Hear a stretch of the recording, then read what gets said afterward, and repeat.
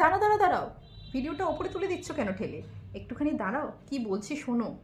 তোমরা তো অনেক লাইভে যাচ্ছ, অনেক ধরনের লাইভে 5টা 6টা করে লাইভ অ্যাটেন্ড করছো। ওগুলো কি ডিলিট হয়েছে? একদম কি 100% কনফার্ম যেগুলো ডিলিট করে ফেলেছো তোমরা? চলো, আমি সময় চলে এসেছি এই টপিকটা নিয়ে একটা ডিসকাস করতে। তোমাদের খুবই গুরুত্বপূর্ণ টপিক নিয়ে চলে এসেছি আজকে।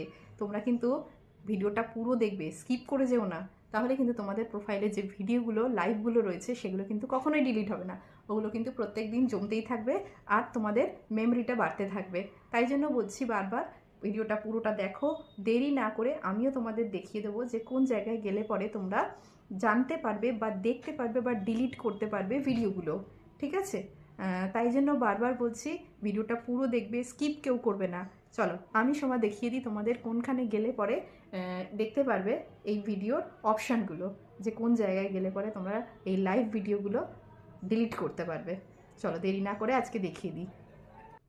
প্রথমে ফেসবুকটা অন করে নেবে। অন করে নিয়ে এখানে 3 লাইনে চলে যাবে। 3 লাইনে গিয়ে এখানে সেটিং অপশানটায় ক্লিক করবে। ক্লিক করে একটু স্ক্রল করে নিচের দিকে আসবে।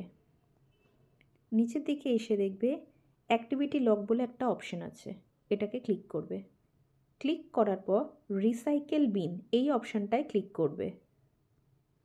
এতগুলো লাইভ জমা হয়েছে এখানে, এটা অল ক্লিক করবে।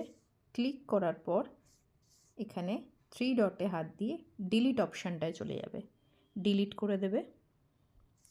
আর তোমার এখানে পাসওয়ার্ডটা দিয়ে সাবমিট করে দেবে, তাহলেই দেখবে ডিলিট হয়ে যাবে সমস্ত লাইভগুলো। ভিডিওটা ভালো লাগলে একটুখানি লাইক কমেন্ট করে দিও।